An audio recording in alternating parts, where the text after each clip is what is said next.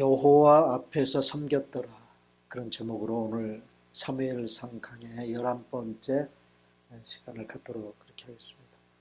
우리가 지금 살펴보고 있는 사무엘상 2장에는 엘리 제사장의 두 아들과 그리고 어린 아이인 사무엘에 관한 이야기가 2장에 쭉 나오고 있어요. 엘리 제사장의 두 아들은 현직 제사장이고, 그리고 이제 사무엘은, 어린 사무엘은 그 엘리 제사장 밑에서 제사장 수업을 받고 있는 그런 아이입니다. 근데 이 현직 제사장과 앞으로 제사장이 될 사람에 관한 그런 이야기를 서로 이렇게 대조해 가면서 기록되고 있는 것을 볼 수 있어요. 지난주에 이어서 오늘 서두에는, 제 설교의 서두에는 지난주에 이어서 현직 제사장의 그 임무를 수행하고 있는 엘리 제사장의 두 아들, 누구예요? 누구? 훔니와 비누하스, 훔니와 비누하스라는 이 두 사람의 이야기를 좀 서두에 이어가도록 그렇게 하겠습니다. 자, 지난주에 우리가 살펴보았는데요. 이 훔니와 비누하스를 한마디로 사무엘서 기자는 행실이 나쁜 사람들이었다, 그렇게 기록했다고 그랬죠. 행실이 나빴다. 자, 12절 우리 다시 보겠습니다. 다 같이 시작. 엘리의 아들들은 행실이 나빠. 한마디로 아주 단호하게 그들은 행실이 나쁜 사람들이다. 왜 행실이 나쁘냐? 지난주에 세 가지를 살펴봤어요. 첫째, 왜 행실이 나빠요? 네? 화면을 하나 더 넘겨보세요. 네, 왜 나빠요? 예, 야, 이제는 노란 글씨에 익숙해져 가지고 질문을 해도 노란 글씨가 안 나오면 답을 안 하시네. 네. 왜 나빠요? 여호와를 몰라요. 여기서 모른다는 말은 지식적으로 모른다는 말이 아니라 인격적으로, 하나님과의 관계 속에서 인격적인 그 하나님을 몰라요.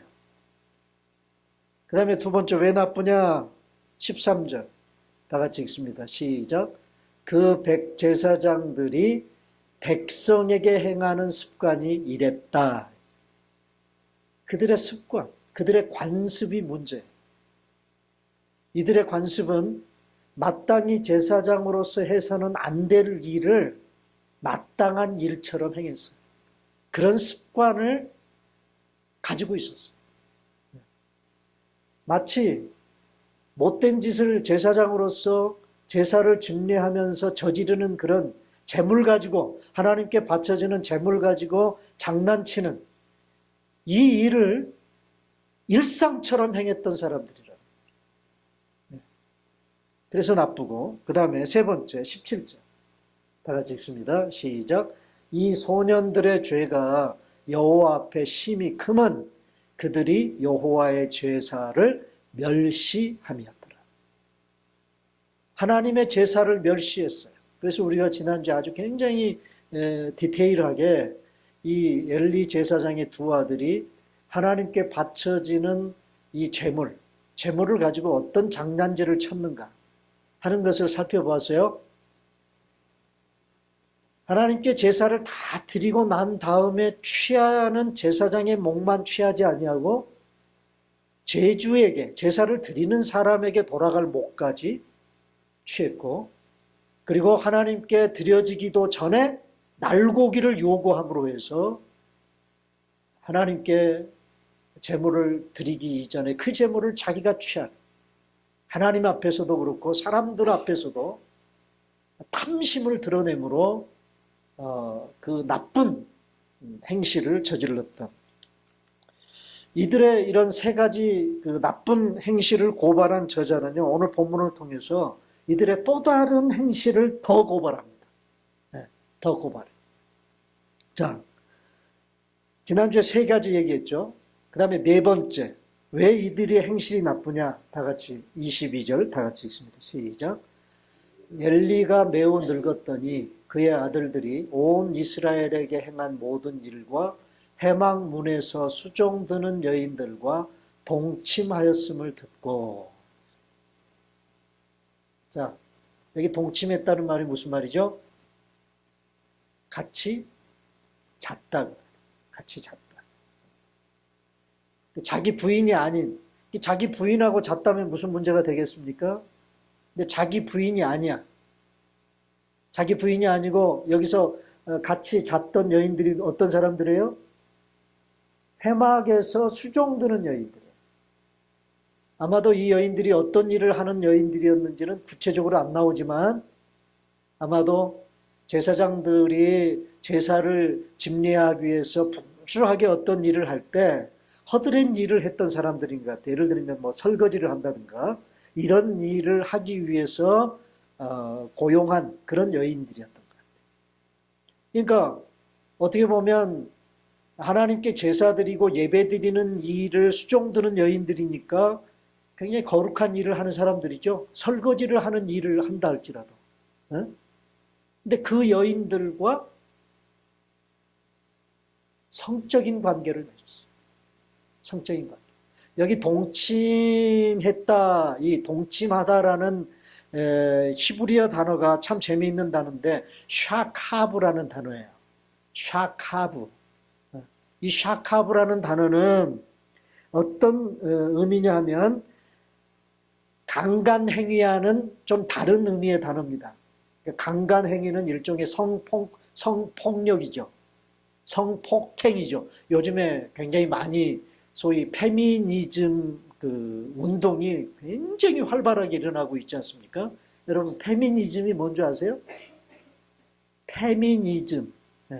페미니즘이라는 말은 여성들의 권익을 보호하고 여성들의 어떤 그 권리를 남자들의 권리와 동등한 것으로 보고 여성들의 권위 향상을 위해서 운동을 펼치는 운동을 페미니즘이라고 그래요.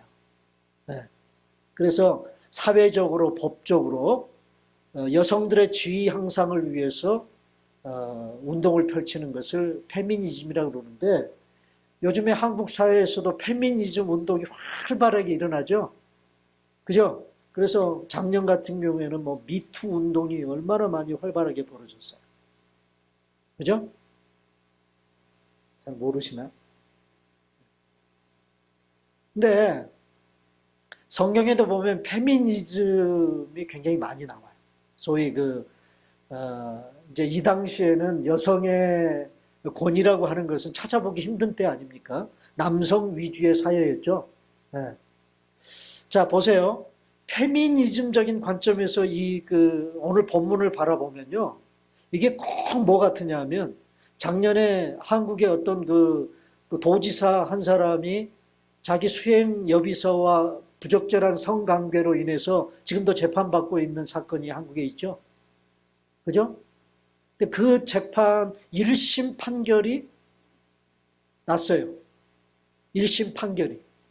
근데 판결이 뭐냐 하면 무죄로 났어요. 무죄. 네. 이게 뭐냐면요. 그 재판에서의 이슈가 뭐냐. 위력을 가지고, 그러니까 도지사라고 하는 지위가 갖는 힘. 네?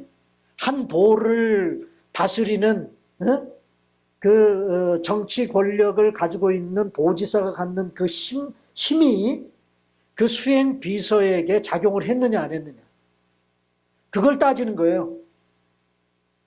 근데 법원에서 위력은 존재했지만 행사는 없었다. 그렇게 판결이 났어요. 여러분 같으면 그 판결을 믿으시겠습니까? 그러니까 도지사와 수행 비서와의 그런 관계에 대한 관계 사이에서 발생하는 위력, 그건 현실적으로 존재했다. 그런데 실제적으로 그 위력이 행사됐느냐? 그건 물증이 없다는 거예요. 그래서 무죄 판결이 났어요. 자, 그래서 이런 부분들 때문에 얼마나 많은 부분에서 내가 뭐 성폭행을 당했다, 성추행을 당했다라는 것으로 여성들이 법에 호소를 해도요, 아직까지도 법의 보호를 못 받습니다. 자, 오늘 본문에도 보면 이 동침했다라는 단어가 샤카브라고 하는 단어인데, 아까도 얘기했듯이 강간 행위하는 달라요. 그러면 어떤 때 샤카브라는 단어를 쓰느냐? 성관계를 갖되 하부하에 이루어진 성관계. 하부하에. 그러니까 그 도지사도 변호사들이 뭘 주장해요? 뭘 주장해? 피고인데 뭘 주장해요? 합의하에 성관계 가졌다. 그러면 성폭행이 해당되지 않습니다. 그러니까 오늘 본문에도 보면 이 엘리 제사장의 두 아들이 제사장이라고 하는 당시로 보면요, 막강한 주의거든요. 그러니까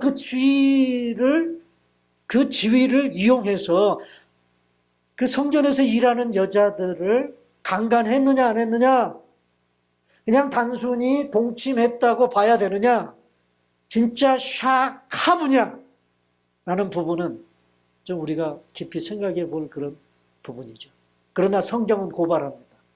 이것이 범죄였다고. 네? 누구의 범죄? 제사장. 이 훔리와 비누하수라고 하는 이 두 제사장의 범죄였다는 사실을 자기 아버지의 입을 통해서 고발합니다.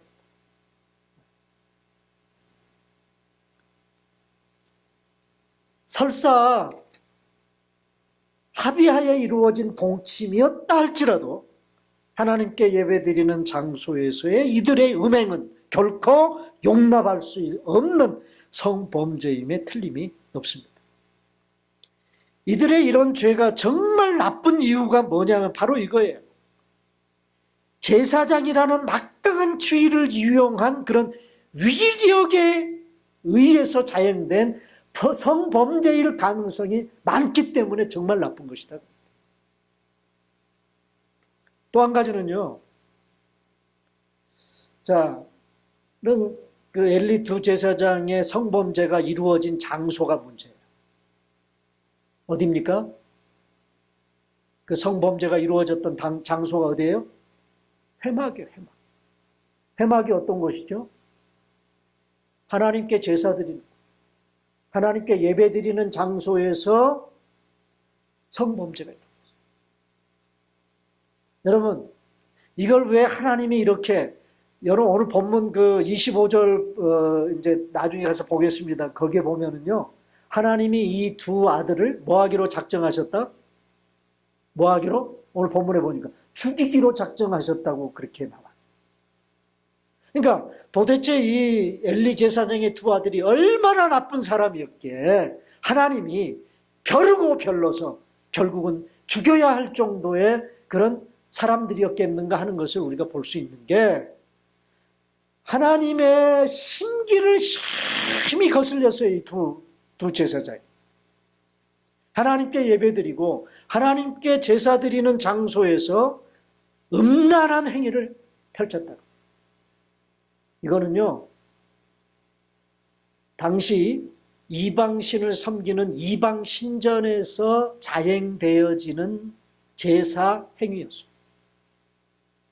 대부분 당시에 이방신을 섬기는 바알신이라든가 아세라 신이라든가 이런 이방신들을 섬기는 신전들이 있었습니다. 당시에도. 그 신전에서는요, 신전에는 반드시 뭐가 있느냐? 반드시 남창이나 여창들이 기거하는 방이 있었어요. 그걸 가리켜서 성전창기들이라고 해요. 성전창기.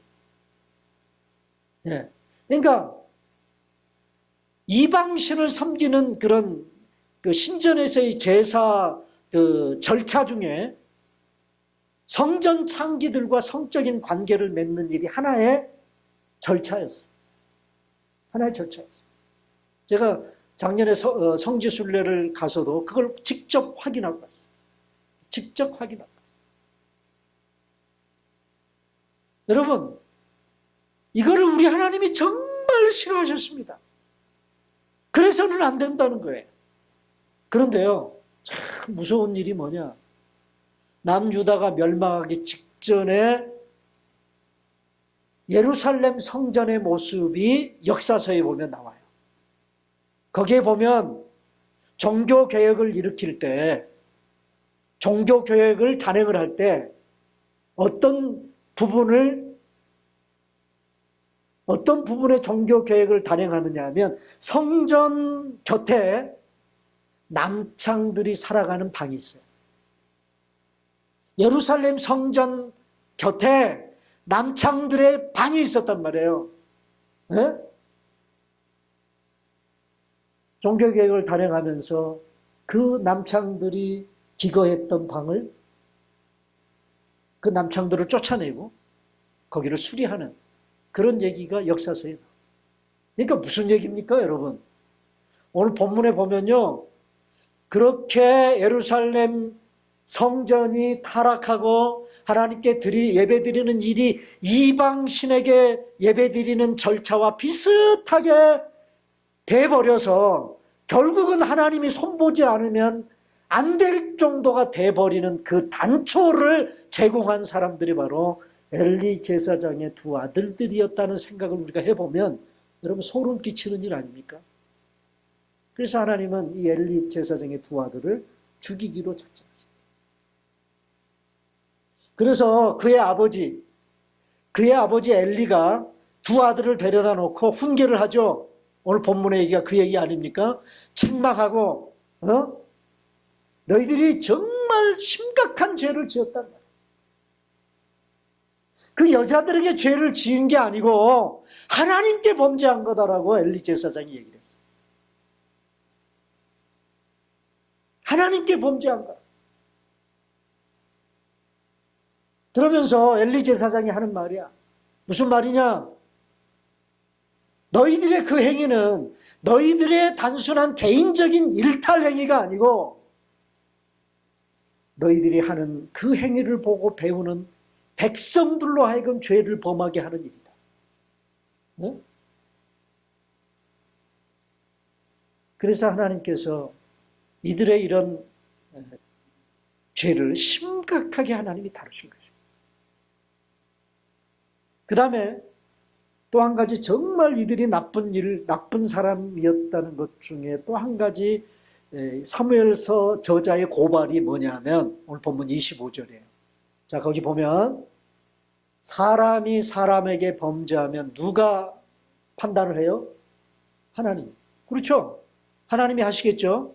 그런데 만일 사람이 하나님께 범죄하면, 그러니까 이 엘리 제사장의 두 아들이 성전 회막문에서 일하는 여종들과 동침한 이 범죄는 누구에게 범죄한 일이라는 거예요? 하나님께 범죄한 것이다. 자, 사람이 하나님께 범죄하면 누가 그를 위해서 간구하겠느냐? 여러분, 최고의 권위자가 누구예요?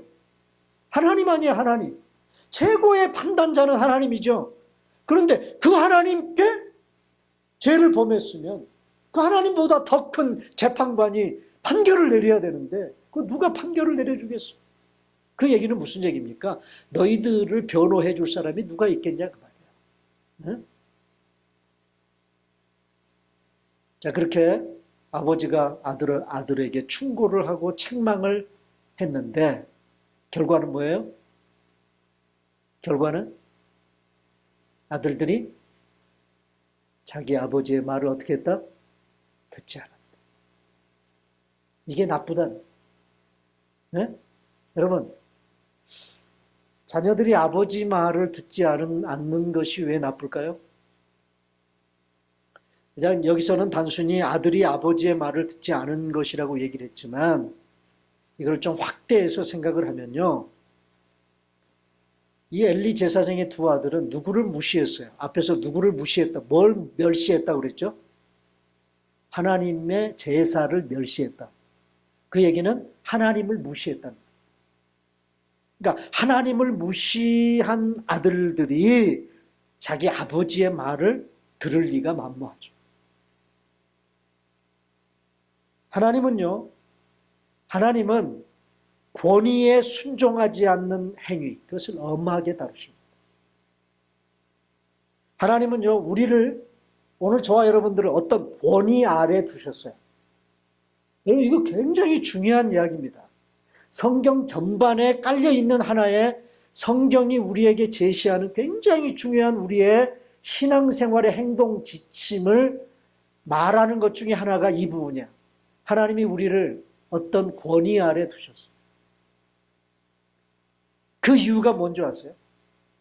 하나님이 우리를 어떤 권위 아래 두시는 이유가 뭔지 아십니까? 우리의 죄성 때문에 그래요. 인간이 가지고 있는 죄성. 우리의 죄성은요, 다스려지지 않으면 통제불능이에요. 무슨 말인지 아시겠어요? 내 안에 있는 죄성은 어떤 권위로부터 다스려지지 않으면 통제불능이 된다.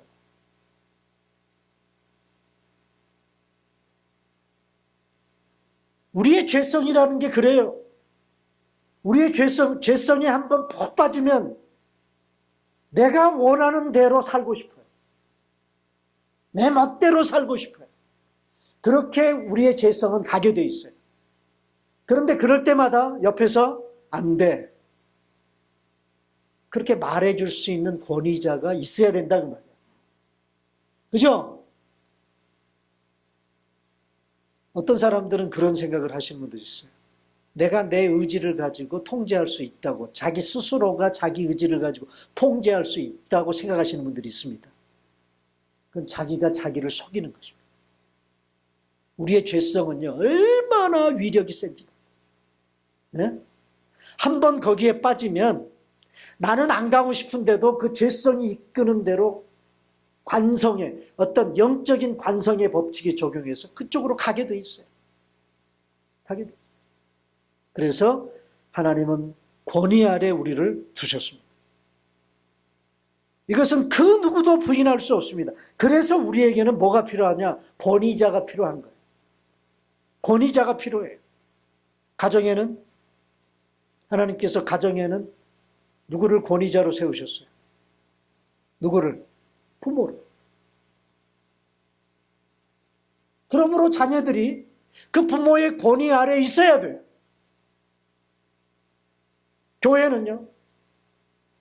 교회에는 영적인 지도자들을 권위자로 하나님께서 세우셨어요.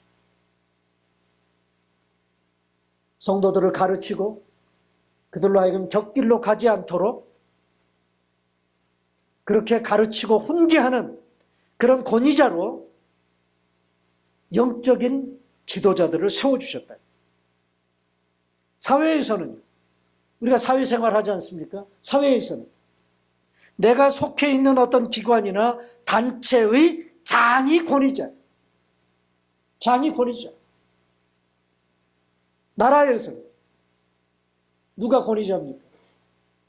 대통령이죠. 그리고 위정자들이죠.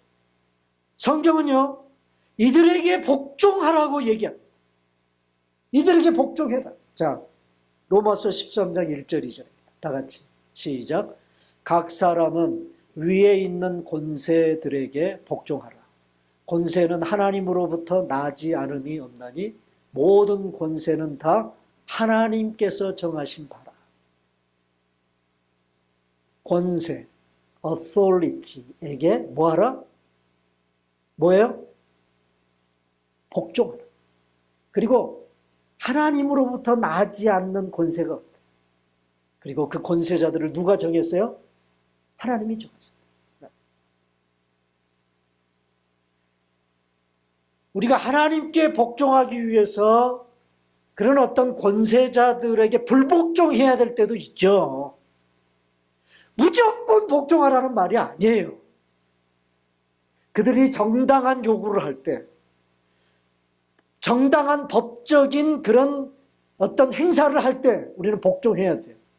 그러나 정당하지 않은 그런 요구나 그런 명령을 할 때 우리는 불복종할 권리도 우리에게는 있습니다. 그러나 여러분, 소크라테스가 그런 말을 했어요.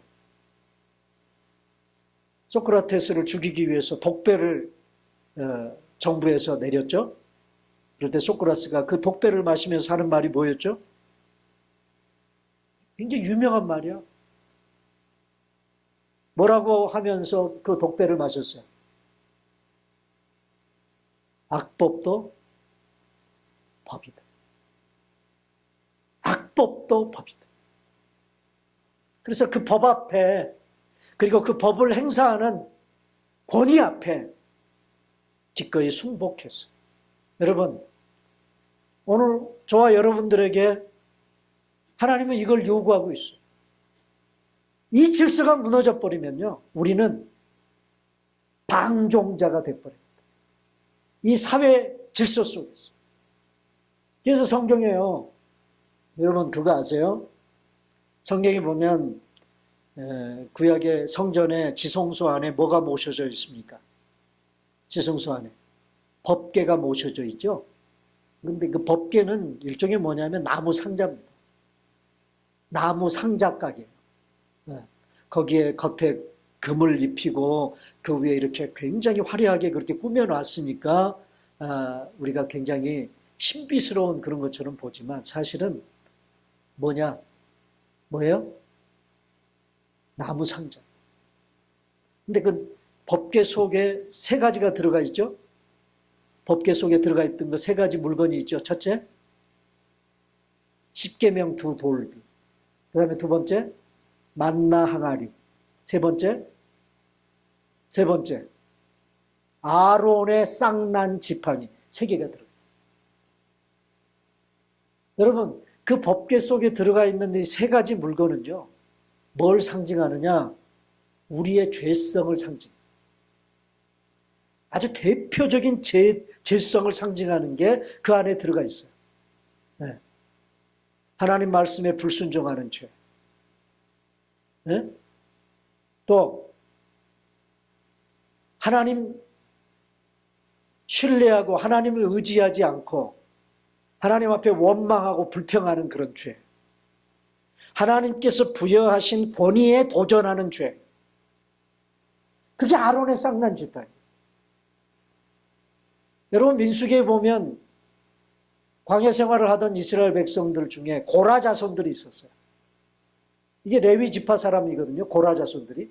이들이 반란을 일으키죠. 누구에게 반란을 일으킵니까? 아론의 자손들을 향해 반란을 일으킵니다. 아론의 자손들이 누구죠? 아론의 자손들이 누굽니까? 레위 지파에 같은 레위 지파면서도 아론의 자손들이 하는 일이 제사장 일이에요. 네? 모세를 비롯해서 아론, 미리암 이런 사람들은 다 하나님의 제사를 드리는 일에 관여되어 있는 그런 사람들. 근데 이 고라 자손들은요, 하는 일이 뭐냐? 맨날 무거운 그 성막이라는 텐트를 치고 난 다음에 성막 안에 있는 그 성부들 있죠. 그거를 옮기는 그런 일을, 무거운 그런 일들을 하는 사람들. 이들이요, 너무 하는 일이 힘들고 이 핫바리 일처럼 느껴지니까 제사를 집례하는 아론 자손들을 향해 반기를 들었어요. 하나님이 이걸 가만 두시지 않고 어떻게 합니까? 어떻게 해요? 굉장히 큰 벌을 내리십니다. 그래서 하나님이 각 지파의 족장들의 지팡이를 다 가지고 와라, 해망문으로. 그래서 그걸 해망문 안에다가 집어넣어놓고 다음날 아침에 일어나서 보니까 누구의 지팡이에만 싹이 났어요? 아론의 지팡이에만 싹이 났어요. 그 얘기는 뭘 의미하느냐? 하나님이 아론의 자손들에게 제사장의 권위를 주셨다는 거예요. 거기에 도전하면 안 된다는 말이죠.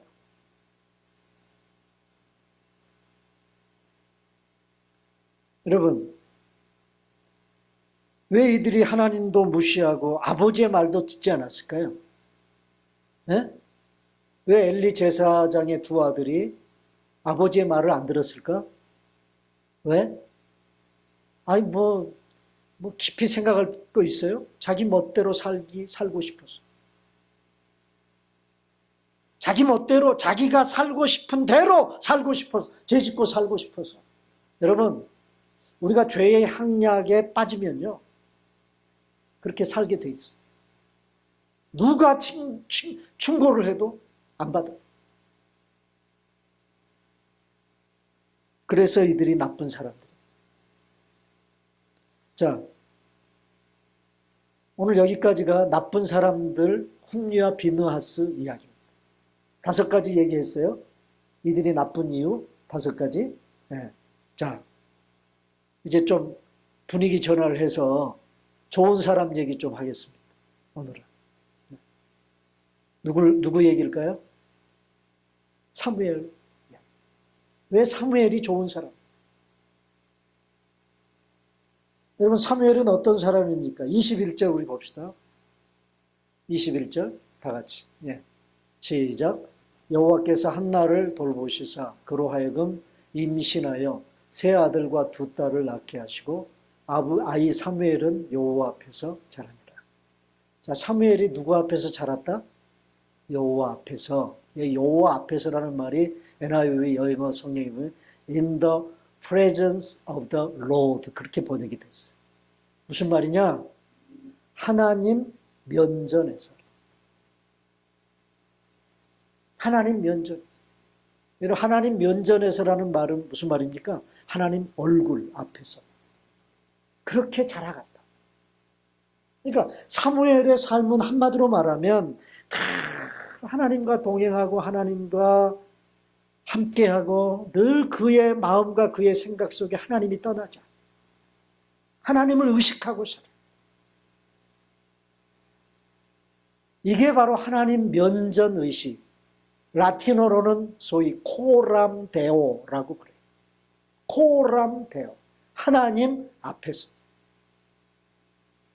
여러분, 우리의 인격이, 우리의 성품이, 우리의 신앙 인격이 정말 좋은 사람으로 우리가 성장해 가고 우리가 자라가려면 하나님 앞에서의 그런 삶이 축적되어져 가요. 내 인격이, 신앙 인격이 정말 좋은 사람이냐라는 것은 뭘로 결정되느냐? 내가 얼마만큼 하나님 앞에서 사느냐? 그거에 비례한다고 볼 수 있어요. 내 마음이 하나님에게서 떠나면 죄성이 나를 이끌어갈 수밖에 없어요.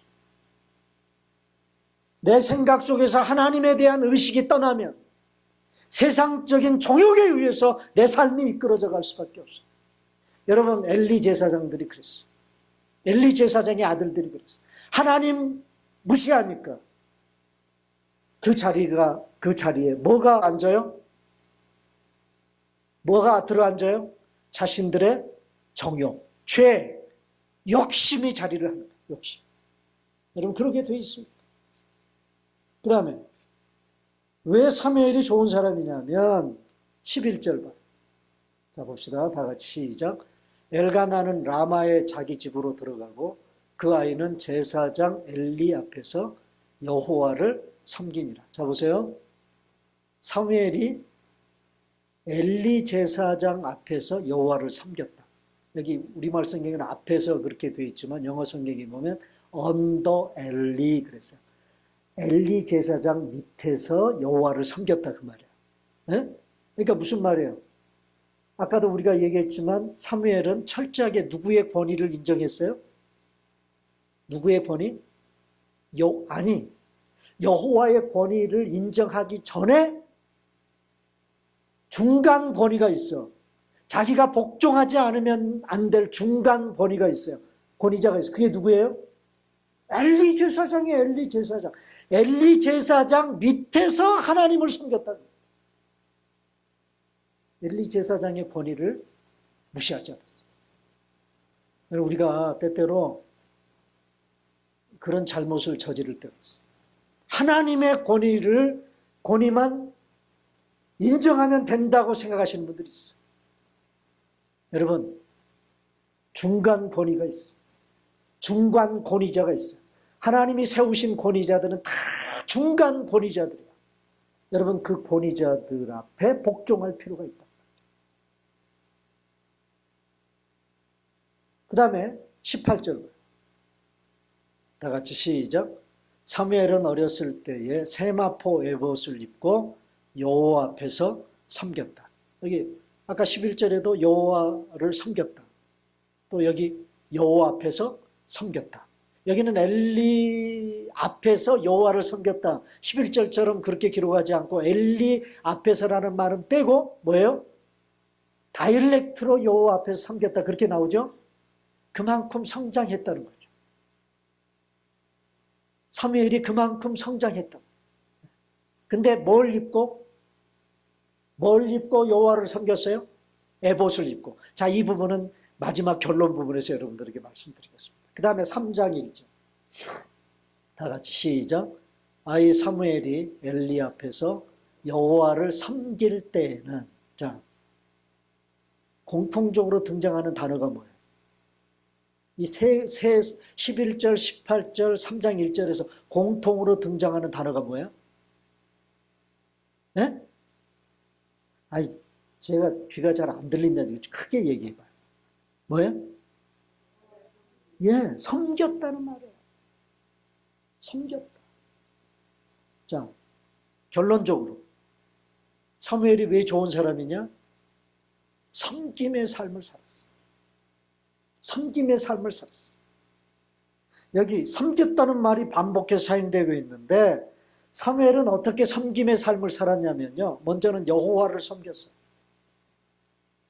어떻게 하는 것이 여러분 여호와를 섬기는 일일까요? 오늘 우리도 여호와를 섬기고 있는데 또 우리가 여호와를 섬겨야, 하나님을 섬겨야 되는데 어떻게 하는 게 하나님 섬기는 걸까요? 네?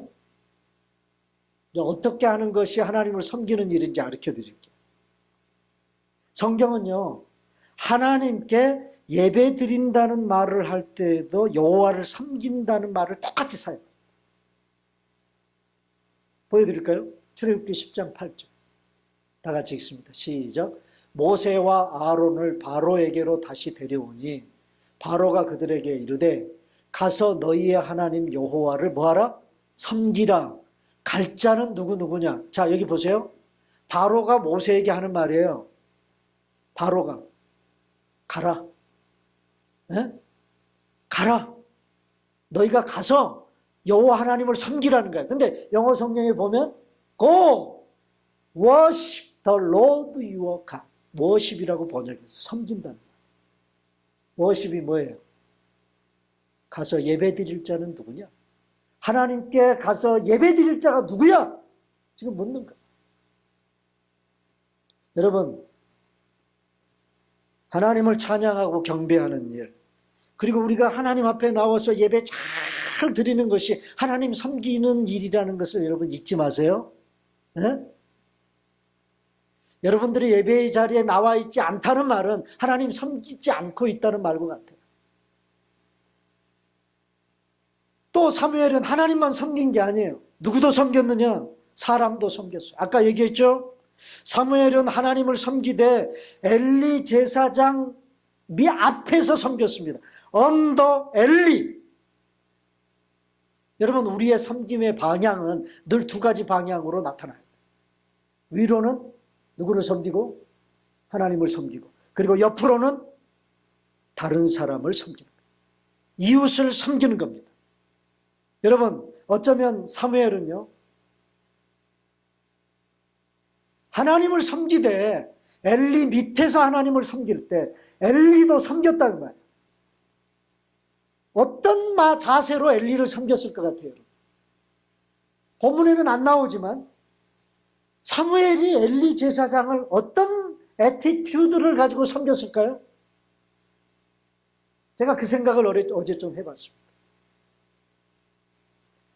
그러면서 3장에 사무엘이 엘리 제사장에 대해서 어떤 마음을 가지고 섬겼을까라는 것을 유추할 수 있는 그런 일들이 3장에 나와요.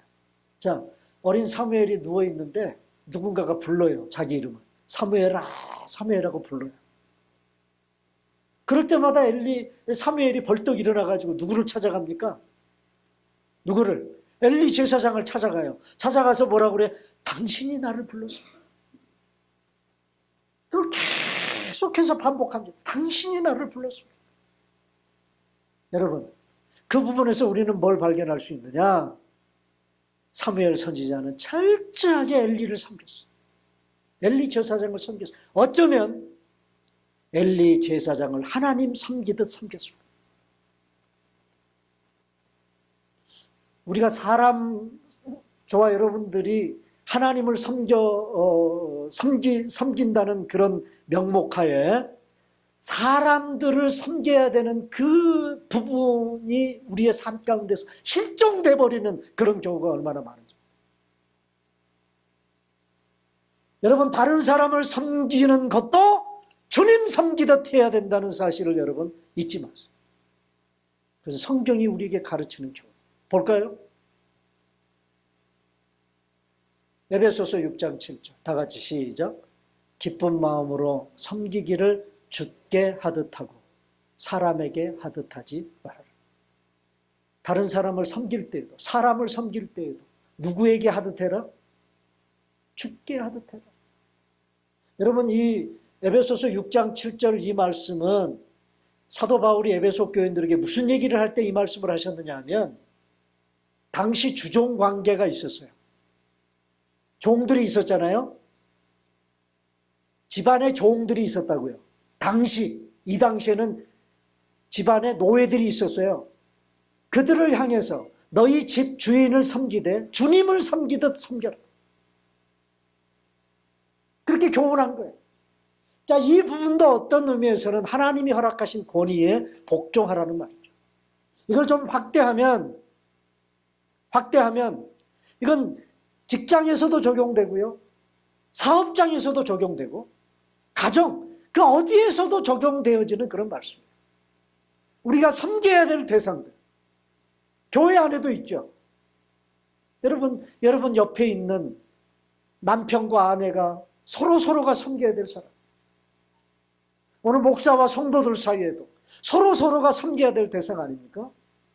그런데 서로가 서로를 섬길 때 여기 보면 사람에게 하듯 하지 말라는 말이 무슨 말일까요? 사람에게 하듯 하지 말라는 말이 무슨 말이죠? 그 앞에 이제 우리가 여기는 안 나오지만은 6절에 보면, 에베소서 6장 6절에 보면 눈가림으로 하지 말아라, 그런 말이 나와요. 눈가림으로 한다는 말이 무슨 말이에요? 하는 척 한다. 네? 섬기는 척하고. 그렇게 하지 말라는 거죠. 정말 주님을 섬기듯이 다른 사람을 섬길 수 있어야 됩니다. 저는 생각합니다. 사무엘이 분명히 엘리 제사장 밑에서 하나님을 섬길지라도 엘리 제사장을 그 하나님 섬기듯이 섬겼을 것이다. 요즘 우리가 사는 시대에는요, 사람 섬기는 일이 실종된 그런 시대에 살아요. 내가 누구를 섬긴다고 하는 것을 정말 싫어하는 그런 시대에 살아요. 네? 누구 위에 조금이라도 군림해야 직성이 풀리는 그런 시대에 살아요. 네? 나이 한 살이라도 더 먹어서, 그래서 우리 한국 사람들이 만나면 통성명할 때 제일 먼저 물어보는 게 몇 살이요? 그것부터 물어보는 이유가 뭔지 아세요? 나는 너를 섬기는 자리에 있지 않겠다, 그 말이에요. 톡 까놓고 얘기하면. 우리끼리니까. 그래 안 그래요? 그래 안 그래? 솔직히 얘기해 봐요. 그렇다면. 제가 얼마 전에 우리 집사람이 가게에서 무슨 인터넷에서 이렇게 강의하는 어떤 그 강원도에서 그 본당 신부, 그 본당 신부, 그 본당 신부라고 그러나요? 우리 교회로 말하면 담임 목사 같은 그런 역할을 하는 사람을 가톨릭에서는 본당 신부라고 그러죠. 그런 분이 행복 강의를 하는데 기가 막히게 강의를 하더라고요. 신부님이야, 신부님. 근데 그 강의를 옆에서 잠깐 들었는데 얼마나 배꼽을 잡고 웃었는지. 자기 그 성당에 나오는 어떤 그 며느리가 한 사람이 있는데 신부님을 붙들고 하소연을 하더라고요. 신부님. 제가 아주 그냥 도울 지경이라고. 자기 시아버지 때문에. 왜냐? 이 시아버지가 방구석에만 그냥 들어박혀가지고 삼식이 노릇을 한다. 여러분 삼식이가 뭔지 아시죠? 삼식이. 뭐가 삼식이죠? 하루 세끼 다 챙겨 먹는 그런 시아버지. 아침 차려주면 조금 있으면 점심 또 차려줘야 되고 조금 있으면 저녁 차려줘야 되고 아주 이 며느리가 젊은 며느리가 시집 와가지고 방구석에만 처박혀 있는 이 삼식이 시아버지 때문에 아주 돌아버리겠다니까. 신부님 제가 어떻게 하면 좋아요? 제발 신부님 우리 시아버지 좀 만나서 좀 얘기 좀 해주세요. 그래서 만났답니다. 시아버지를. 그래서 이 신부님이 할아버지 제발 점심시간에는 좀 나가서 식사를 좀 하세요. 사 드시든지 아니면 뭐 양로원이 아니고 어디죠? 한국에는 뭐가 있죠? 경로원에 가셔서 좀 거기서 식사를 하시든지. 아이 그래야 며느리가 숨통이 좀 트이지. 어디 머리도 좀 하러 가고 동창들도 좀 만나러 가고 그래야 되지 않겠어요? 그랬더니 이 할아버지가 뭐라고 그런 줄 아세요? 할아버지 말 경로당 가기 싫다니까. 왜요? 그러니까 경로당 형들이 심부름 시켜서.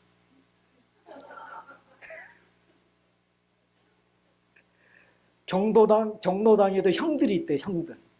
자기보다 나이 많이 먹은 형들이 자기만 딱 나타났다 하면 담배 사와라, 커피 타와라,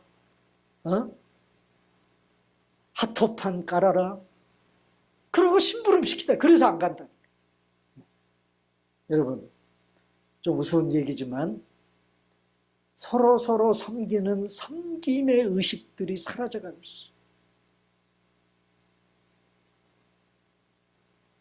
오늘 본문 마지막 26절에 보면요.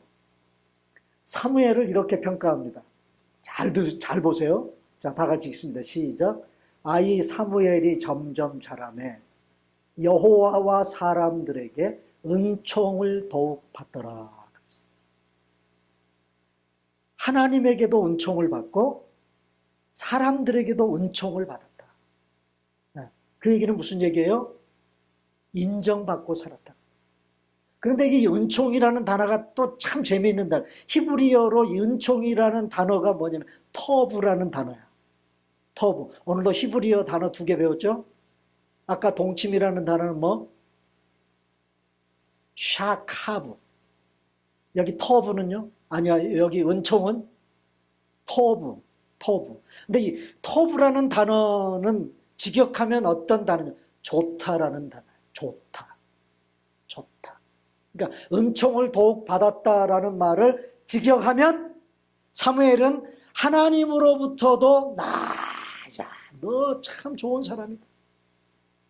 주변에 있는 다른 사람들로부터도 뭐예요?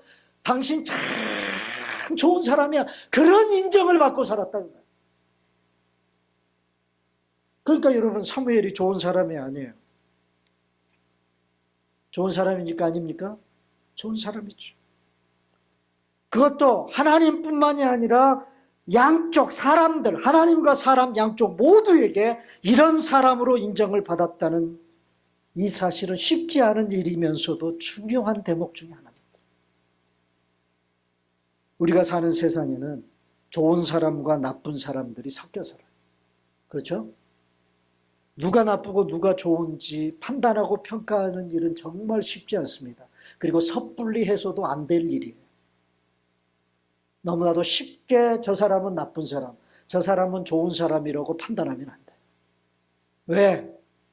우리 인간의 판단은, 사람의 판단은 다분히 감정적일 수 있고 주관적일 수 있고 이해타산적일 가능성이 많기 때문에 그래요. 그렇다고 나쁜 사람과 좋은 사람을 구별하는 어떤 기준이 없을까요? 제가 그런 생각을 하면서 좀 자료를 뒤져보니까 공자가 이런 말을 했더라고요. 누구? 중국의 공자. 그 공자가 쓴 책 중에 논어라는 책이 있어요. 이 논어라는 책은요, 그 자기가 가르치는 제자들과 이렇게 제자들이 질문하면 스승이 답변을 하고 또 스승이 제자들에게 질문을 하면 그 제자들이 답변을 하는 그런 내용들을 이렇게 엮어서 만든 책이 바로 논어입니다. 여기 자로편에 보면 공자의 제자 중에 한 사람인 자공이 공자에게 이런 질문을 해요. 자, 공자에게 뭐라고 질문을 하냐. 선생님, 마을 사람들이, 모든 마을 사람들이 어떤 사람을 좋아한다면, 그 마을에 있는 어떤 사람을 좋아한다면 그 사람은 좋은 사람입니까? 물어봐요. 그러자 공자가 하는 말이 아직 속단해서는 안 된다. 모든 마을 사람들이 다 저 사람은 정말 좋은 사람이다라고 얘기를 해도 좋은 사람인가 나쁜 사람인가를 판단하는 것은 유보해야 된다. 왜요? 좀 두고 봐야 된다. 두 번째, 또 질문합니다. 자공이. 자, 그렇다면 선생님, 마을 사람들이 모두 그 사람을 미워하면 그 사람은 나쁜 사람입니까? 공자의 대답이 뭘까요? 역시 아직 속단해서는 안 돼. 모든 사람들이 손가락질하고 나쁜 놈! 그렇게 손가락질을 해도 나쁜 사람이라고 결정 지어서는 안 된다. 두고 봐야 된다. 자, 공자는 이 제자의 질문이 극단에 치우칠 수 있음을 알고 속단할 수 없다면서 입장을 유보했습니다. 그리고 나서 넌지시 공자가 정말 좋은 사람에 대한 답을 제시해요. 내가 생각할 때는 좋은 사람은 이런 사람일 것 같다라고 말하면서 공자가 한 말이에요. 잡았어요. 향인지선자 호지, 기불선자 오지. 이 말이 무슨 말이냐면 향인이라는 말은 마을 사람들. 마을 사람들 중에 어떤 사람들이냐면 선한 사람들. 자, 같이 사는 마을 사람들 중에서도 선한 사람들의 부류가 있다고요. 네? 그 선한 사람들이 좋은 사람이다. 좋은 사람이다. 그러면 그 사람이 좋은 사람. 그리고 또 기불선자라는 말은 무슨 말이냐? 선하지 않은 사람. 마을에도 선하지 않은 사람들이 있을까요? 없을까요? 있겠죠? 그런 부류에 있는 사람들이 미워하는 사람. 그 사람은 좋은 사람. 그래서 좋은 사람과 나쁜 사람을 구별하는 기준을 선한 사람, 선하지 못한 사람이라고 얘기를 했어요. 선하고 선하지 못한 사람들이 어떻게 평가하는가를 보고 그 사람이 좋은 사람인지 나쁜 사람인지를 봐야 됩니다. 근데 이 공자가 여기서 제시하는 선한이라고 하는 개념은요, 가치관의 의미입니다.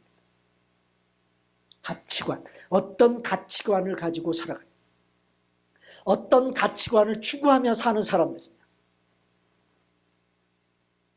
여러분, 우리 기독교의 핵심 가치가 뭐죠? 우리 예수 믿는 사람들은 어떤 가치를 추구하며 살아야 될 사람들입니까? 성경이 끊임없이 우리에게 가르치는 성경의 핵심 가치가 뭐예요? 뭡니까? 사랑이죠, 사랑. 예수님이 그랬잖아요. 첫째는 하나님을 사랑하고 둘째는 내 이웃을 내 몸처럼 사랑하라. 사랑이에요, 사랑.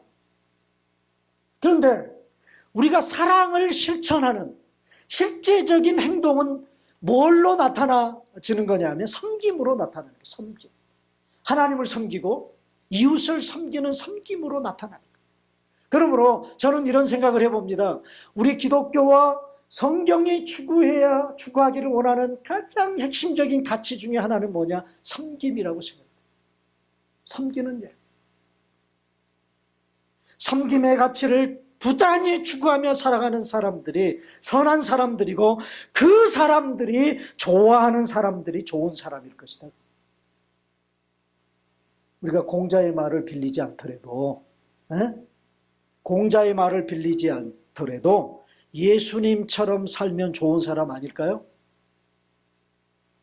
왜냐하면 예수님의 삶이 섬김의 삶이었기 때문에 그렇습니다. 예수님은 자기 스스로의 정체성을 제자들에게 얘기할 때 나는 뭐 하러 왔다? 나는 뭐 하러 왔다고 말씀하셨어요? 섬기러 왔다. 섬김을 받으러 온 것이 아니라 섬기러 왔다고 말씀하셨어요. 오늘 본문을 보면 사무엘이 뭘 입고 하나님을 섬겼다고 그랬죠? 자, 18절. 다 같이 시작. 사무엘은 어렸을 때 세마포 에봇을 입고 여호와 앞에서 섬겼더라. 여러분, 에봇이 뭘까요? 에봇이 뭘까? 자, 그림 한번 보여주세요. 이게 구약의 제사장들이 입었던 복식입니다. 복식. 4개의 옷을 입었어요. 제일 안에 입는 옷이 고위야, 고위. 고쟁이 같은 그런 옷이. 그걸 입고 그 위에다가 겉옷을, 속옷을 입어요. 제가 하얀색 옷이 속옷이에요. 속옷. 그리고 그 속옷 위에다가 입는 그 파란색 옷이 겉옷이에요. 이 겉옷은, 겉옷에 대한 다른 이름은 소위 에봇 받침 옷이라고 그래요. 겉옷이야.